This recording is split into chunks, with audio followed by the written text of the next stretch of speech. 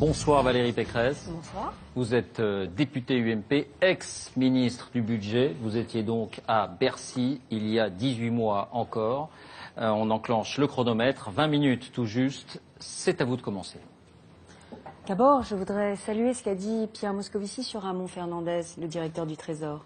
Parce que Ramon Fernandez, ça a été un des collaborateurs de François Baroin, de Christine Lagarde, un de mes collaborateurs, un collaborateur de Pierre Moscovici, fidèle, dévoué, loyal, au premier rang dans la lutte contre la crise. Et il a fait l'objet d'un lynchage, d'un limogeage médiatique absolument scandaleux de la part de Jean-Marc Ayrault. Et je suis heureuse que Pierre Moscovici le défende et le soutienne aujourd'hui.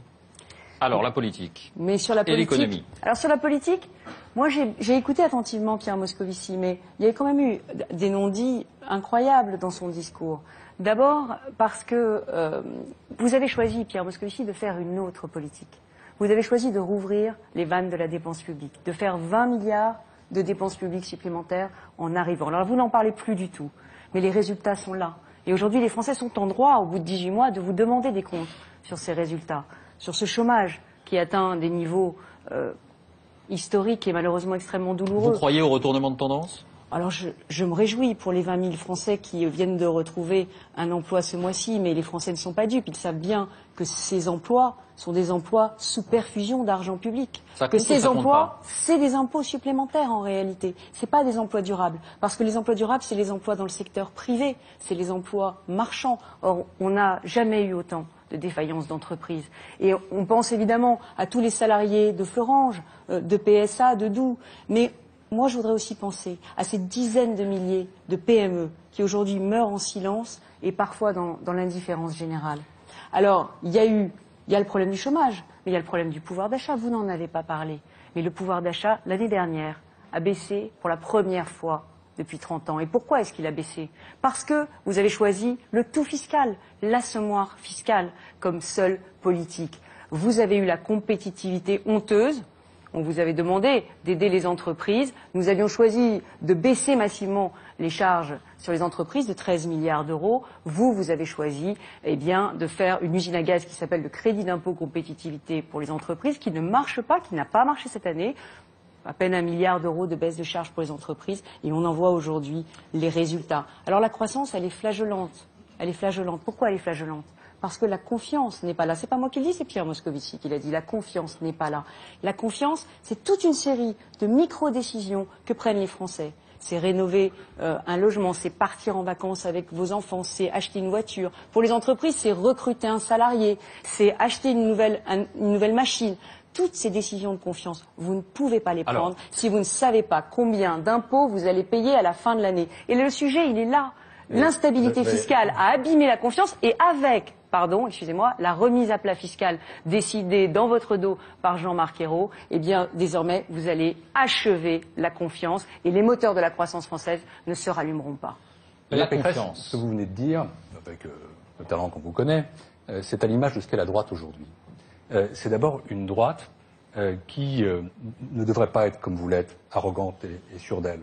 Parce que, quand je vous écoute, je me dis c'est une plaisanterie. Je pense aux Français, monsieur Moscovici. Je ne vous interromps pas, donc ne m'interrompez pas non plus, comme ça on fera un débat intéressant. Mais essayons de parler de votre action, Pierre Moscovici. Non, mais pardonnez-moi, David Pujadas. Les Français, quand même, ce que Valérie Pécresse, François Fillon, Jean-François Copé et François Baroin, tous ensemble, ce qu'ils doivent faire, c'est de demander des excuses aux Français. Parce que la vérité, c'est que le travail que nous faisons, ce travail de modernisation, de redressement, il est dû au fait que le pays a été dégradé. Si je prends les 10 années où vous avez été aux responsabilités, peu ou prou, ce sont 10 années perdues et même 10 années abîmées pour la France.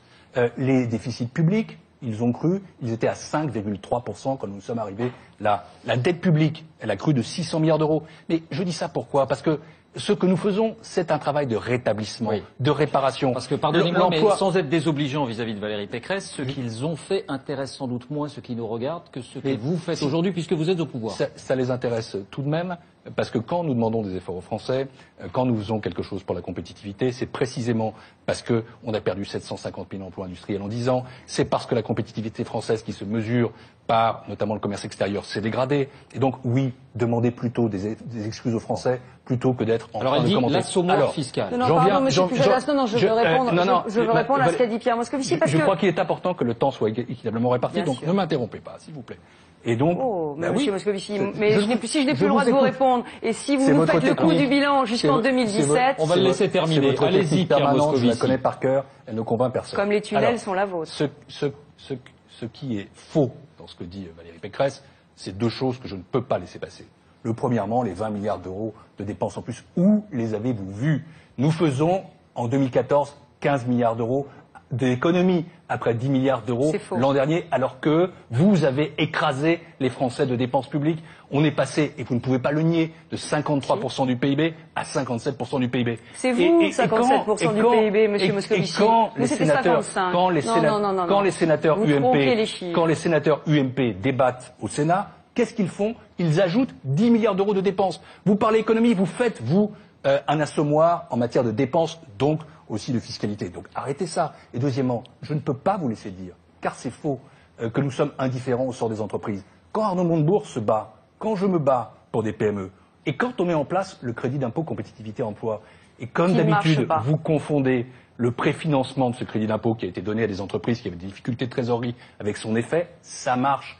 Et des cas, j'en rencontre partout, à Angers, à Metz, il y en a chez vous. Vous êtes dans la mauvaise foi. Vous pensez toujours que rien ne va. Vous êtes dans la critique parce qu'au fond, la seule chose qui vous reste, c'est la critique de la légitimité de la gauche. Vous n'avez jamais accepté de perdre le pouvoir. Alors nous réparons vos dégâts. Voilà ce que nous faisons. Vous n'avez pas accepté de perdre le pouvoir, Valérie Pécresse. Monsieur Moscovici joue sa survie politique et on le sent très agressif et lui aussi très arrogant. Mais moi, ce que je voudrais dire aujourd'hui, c'est que le coup du bilan, vous ne pourrez pas le faire jusqu'en 2017. Et d'ailleurs, vous oubliez évidemment tout le passé.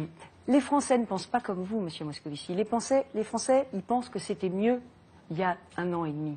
Ils pensent que c'était mieux il y a 1 an et demi parce qu'ils savent que nous avons traversé l'une des crises les plus graves depuis 1945 et que pendant cette crise, oui, on a relancé l'économie. Oui, on a creusé la dette, comme tous nos voisins, le Japon, les États-Unis, l'Allemagne, la Grande-Bretagne. Mais ce qu'ils savent aussi, c'est que nous avons eu à cette période-là plus de croissance que nos voisins. Vous l'avez vous-même noté. Et ils savent aussi, s'ils ont lu le livre de Pierre Moscovici, que si vous aviez été à notre place, ça aurait été pire. Parce que quand nous avons fait le plan de relance, vous avez dit qu'il n'était pas assez ambitieux. Vous avez dit, il relance sur l'investissement, il faut relancer aussi la consommation, il faut faire encore plus. Donc si vous aviez été au pouvoir à notre place, c'est pas 600 milliards de dettes que vous auriez légué à la France, c'est 700 milliards de dettes. Allez, on revient au présent. Milliards de dettes. Revenons au présent. Monsieur Moscovici est dans le déni. Aujourd'hui, les impôts ne rentrent plus. Aujourd'hui, il y a une véritable révolte fiscale dans le pays. On a vu les pigeons, ces entrepreneurs qui devaient se faire taxer leur plus-value. On a vu les poussins, ces auto-entrepreneurs dont on voulait réformer le statut. Il dit on écoute et on ajuste. Mais non, on n'ajuste pas, puisque vous ne parlez à aucun moment de baisser vraiment les dépenses. Si vous voulez taxer moins, il faut vraiment baisser les dépenses. Vos 15 milliards n'existent pas, Pierre Moscovici. On le sait bien. Il y a Attendez, Pierre Moscovici, pourquoi ils n'existent pas? Mais parce que c'est la vieille ruse de M. Cahuzac. Malheureusement, Pierre Moscovici reprend les vieilles ruses de M. Cahuzac. Il parle de dépenses évitées. Mais les dépenses évitées, c'est pas ça que les Français attendent. Et c'est pas ça que Bruxelles attend. C'est pas ça que le FMI attend. Ce que tout le monde attend, c'est des vraies baisses de dépenses. Dans le budget aujourd'hui Une réforme que vous feriez aujourd'hui si vous étiez au pouvoir pour baisser les dépenses. Aujourd'hui, dans le budget d'État, pardon, mais je finis juste. Dans le budget d'État, il n'y a qu'1,5 milliard de baisse de dépenses. C'est sur les collectivités locales. Et qu'a dit le gouvernement aux collectivités locales? Ne vous inquiétez pas, vous pourrez augmenter les impôts locaux à due concurrence. Donc il n'y a pas de baisse de dépenses. Alors là-dessus, il vous répond, Pierre Moscovici. Je réponds peut-être de façon générale, si vous permettez. Si vous voulez, mais sur soyez le présent, je réponds de façon très précise. Parce que c'est votre stratégie, c'est toujours la même. Ce sont des contre-vérités énormes. Mais non. Mais les dépenses il vous répond, s'il vous plaît. D'abord, sur les dépenses. Valérie Pécresse, vous avez été ministre des Comptes publics, autrement dit ministre du Budget. Et vous savez que partout en Europe, et depuis toujours, on mesure les économies de la même façon, c'est-à-dire par rapport à la tendance. C'est ce que vous avez fait, c'est ce que nous faisons. C'est ce que Jérôme Cahuzac faisait, et donc il y a... Non, c'est ce qu'on fait partout. C'est la norme. Donc votre technique, c'est la même chose. C'est mentir pour simplifier et pour faire peur aux gens. Et moi, ce que je dis, c'est que non, il y a bien ces 15 milliards d'euros d'économies prévues pour 2014. Moi, je ne me laisserai pas traiter de menteuse par Pierre Moscovici, parce qu'il a traité de menteur aussi Gilles Carrez, le président de la Commission des finances sur les déficits, et Gilles Carrez avait raison. Valérie Pécresse, ne me traitez pas de menteuse, ça n'est pas donc, extrêmement 10 milliards respectueux. d'euros de déficit de dépenses en moins en 2013, 15 milliards en 2014, c'est la vérité, et cet effort d'économie, je l'ai montré. Bon, à partir de ce moment-là, que faisons-nous? Nous faisons ce qu'il faut pour que cette économie que vous avez endettée, que cette économie que vous avez affaiblie, que cette économie qui a reculé en compétitivité, justement, elle se redresse. Et le crédit d'impôt compétitivité emploi, j'y insiste, c'est ça.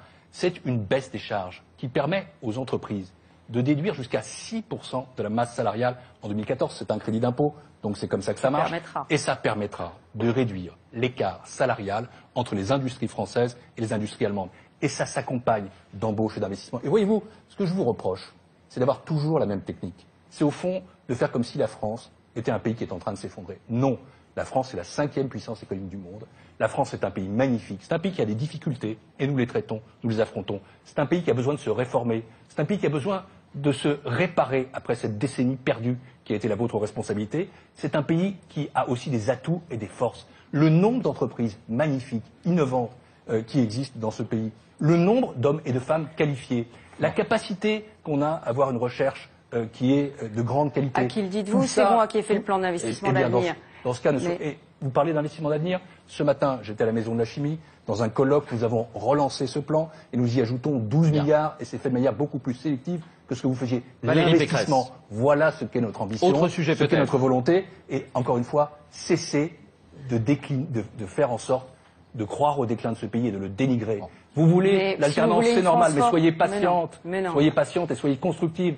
Vous êtes toujours dans cette destruction, mais ce sont les Français. On vous a entendu là-dessus. Valérie Pécresse, un autre sujet, vous souhaitez rester sur les dépenses publiques. Oui, je voudrais que Pierre Moscovici cesse d'être dans la politique politicienne, parce que le débat ne le mérite pas. Aujourd'hui, le problème, vous l'avez dit, c'est redresser la France. Et pour redresser la France, eh bien, si vous voulez une France forte dans la mondialisation, il va falloir dépenser moins, mais avec des réformes structurelles, des vraies réformes. Alors une réforme que vous feriez, Valérie Pécresse. C'est ce que dit Bruxelles, c'est ce que dit le FMI, c'est ce que dit l'OCDE, c'est ce qu'ils disent. Quelle réforme? Très clairement, ce que nous disent tous les observateurs, c'est qu'ils nous disent vous avez raté plusieurs occasions depuis le début du quinquennat. La première, c'est la réforme des retraites. Il reste 8 milliards d'euros de déficit à financer parce que vous n'avez pas eu le courage de continuer ce que nous avions commencé, c'est-à-dire l'harmonisation des régimes publics et des régimes privés. Il y aura 8 milliards de déficit dans le régime du secteur public des retraites. La décentralisation, que disent les observateurs? Que dit Bruxelles? Que dit le FMI? La loi de décentralisation, elle passe la semaine prochaine au Parlement. Eh bien, ils disent il fallait supprimer un niveau d'administration. Alors voilà, et deux points effectivement, précis. il fallait fusionner le département et la région. La formation professionnelle, vous ouvrez la réforme de la formation professionnelle, mais à aucun moment on n'entend jamais le mot baisse de dépenses. On n'entend jamais le fait que cette formation professionnelle, elle doit bénéficier à ceux qui en ont le plus besoin, les chômeurs, et pas être disséminée auprès de personnes qui n'en profitent pas. Alors la formation professionnelle, ça va venir, mais si vous le voulez bien, sur les retraites, est-ce qu'il fallait harmoniser les deux régimes et sur la suppression d'un échelon de D'abord, décentralisation? première chose, je ne vais pas donc répéter l'accusation de mensonge, je ne l'appelais pas à Valérie Pécresse, je vais dire contre-vérité. Sur un point qui est très important, qui est ce qui se passe dans l'Europe. Moi, comme ministre des Finances, je passe beaucoup de temps à négocier dans l'Europe. Et ce que nous avons réussi, c'est à faire en sorte que la Grèce reste dans la zone euro, c'est à faire en sorte que l'Europe se fixe un objectif de croissance, c'est à faire en sorte que nous ayons un délai pour revenir en dessous d'une certaine proportion de déficit dans le PIB qui est de 3%. Et ce que nous avons réussi, et ça j'en suis très fier, et vous devriez le reconnaître là encore, ne dénigrez pas, c'est que la Commission européenne, la semaine dernière, a validé totalement notre stratégie de finances publiques pour 2013 et 2014. Arrêtons de semer le doute. Elle vous demande d'en faire plus aussi. Non. Avec des avertissements non, pas du tout. Aucun avertissement. Extrêmement vigilants. Aucun.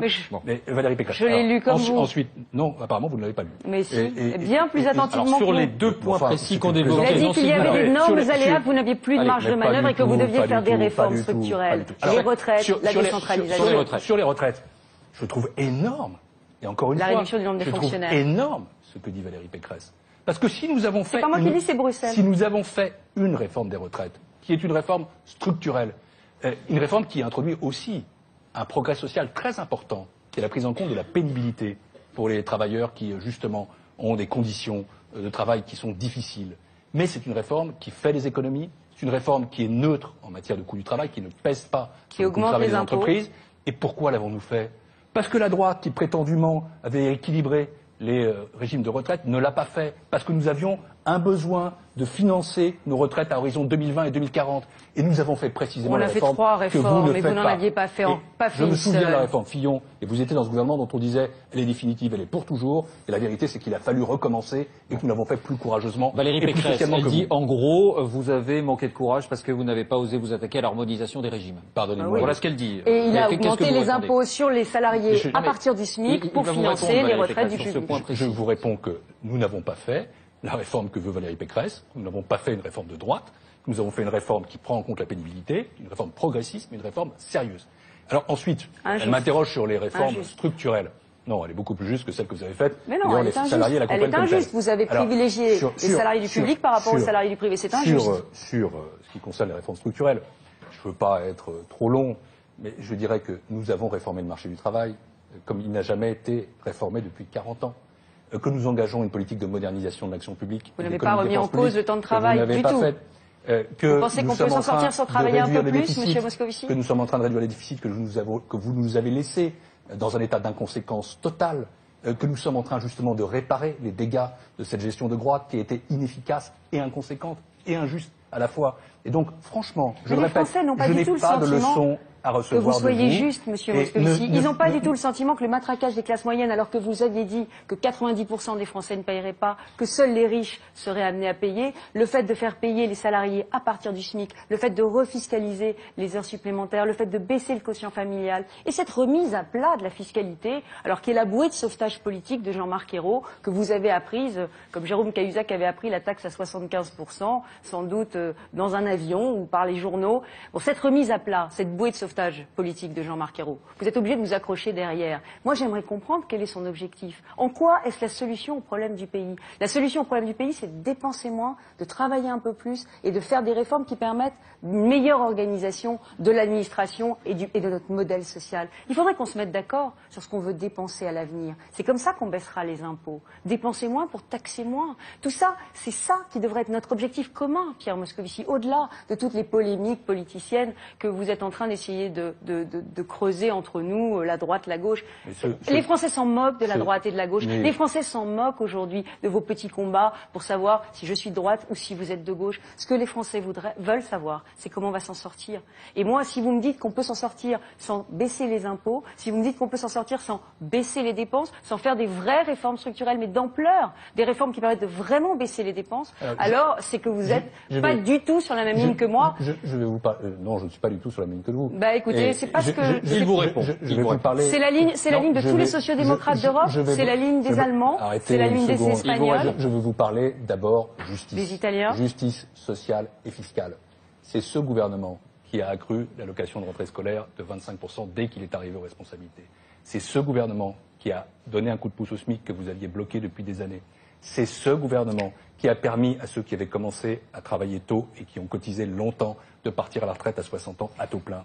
C'est ce gouvernement qui prend en compte ce qu'on appelle les dépenses contraintes, l'électricité, le gaz, dans les politiques tarifaires. C'est ce gouvernement qui a institué une tranche supplémentaire de l'impôt sur le revenu à 45%. C'est ce gouvernement qui a en effet créé la taxe à 75%, qui est une taxe qui permet d'éviter certaines rémunérations excessives, ou en tout cas de faire en sorte qu'on contribue davantage. Oui, ce gouvernement a la justice au cœur. Ensuite, deuxième chose, vous êtes en train... Les Français n'ont pas du tout le sentiment que votre politique est juste. Vous êtes en train de reprendre cette ancienne de la baisse des impôts, etc. Mais permettez-moi une remarque qui, pour le coup, n'est pas politicienne, mais politique. Et je veux vous dire, et je le dis aux Français, car ils le savent, non, ils n'ont pas de nostalgie de ce qui se passait il y a 1 an et demi. Et ils savent qu'il n'y a pas de majorité alternative. Parce que la droite, elle est comme vous êtes là. Elle est en train de dénigrer le pays, elle est nostalgique, elle est impatiente, elle est un peu perdue dans ses valeurs, et en plus, elle est terriblement divisée. Parce que je ne sais plus où on en est à l'UMP, mais quand je vois Jean-François Copé, d'un côté, qui dit qu'il faut une baisse massive des impôts, et de l'autre côté, François Baroin, qui fut ministre avec vous, qui explique il y a quelques jours, sur une radio, que non, ça n'est pas possible quand on a 95% de dette, que ce n'est pas possible quand on a des déficits, qu'il faudra un effort de contribution et que la question c'est d'être juste, eh bien je vous le dis franchement, je me sens plus proche de François Baroin que de Jean-François Copé, sans être confondu avec lui, parce que nous avons d'autres points de désaccord, et je ne me sens pas proche du tout de vous. Et je me dis que vous n'êtes pas prêts. Il n'y a pas de nostalgie de ce que vous incarnez, et il n'y a pas non plus d'appétit pour cette politique qui divise, pour cette politique qui dénigre. Nous sommes au travail. C'est pas facile, c'est compliqué. Les Français sont dans l'attente de résultats, et je le comprends, mais nous nous battons. Nous avons un cap. Ce cap, c'est l'emploi, c'est le redressement de l'économie, c'est la compétitivité, c'est la croissance, et voilà ce que les Français savent aussi. Le président de la République est un homme courageux, et il place l'intérêt général au-dessus de tout. Il a souhaité que nous fassions des réformes difficiles, quitte à ne pas être tout de suite populaires. Mais lesquelles? Je viens d'expliquer depuis mais il n'y a une heure, pas Valérie de Pécresse. réforme. Mais vous n'avez fait aucune réforme. C'est ça Mais le il y en a problème. C'est ça tellement. le drame. Mais c'est faux. Mais non. Compétitivité, formation professionnelle, Rapidement, retraite, rapidement, économie, On n'a ça, c'est la réforme. jamais, au bout de ce vu débat. autant de cacophonie dans ce gouvernement. On a un Pierre Moscovici qui est totalement isolé avec un discours social-démocrate qu'il est le seul à porter. Il est totalement isolé. Et aujourd'hui, ce que je veux lui dire... Ce sera la conclusion. Vous Oui, avez ce un que je léger veux lui dire, retard. Allez-y. c'est que sur la baisse des impôts, c'est une question de rythme.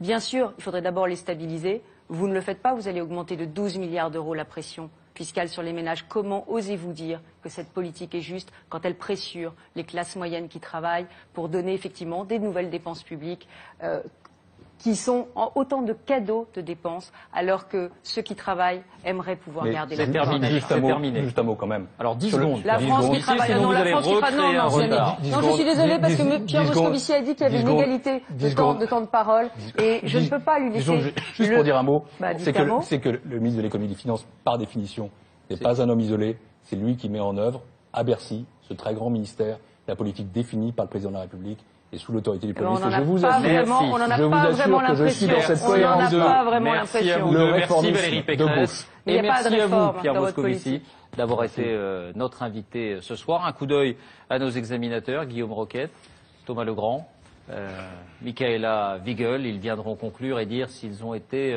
éclairés ou convaincus par vos propos, par ce débat également. D'abord, nous accueillons l'autre figure de Bercy, Arnaud Montebourg. La France peut-elle s'en sortir? Cette fois version production. Merci à vous deux.